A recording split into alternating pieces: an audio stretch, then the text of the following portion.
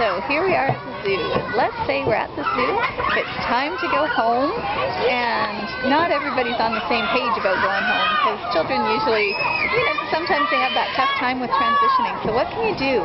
One of the biggest keys that I can suggest about helping kids get ready for a transition is not to necessarily give them a warning, but instead to gain their intention, to be supportive and to go through that transition together with you at a time that you both decide.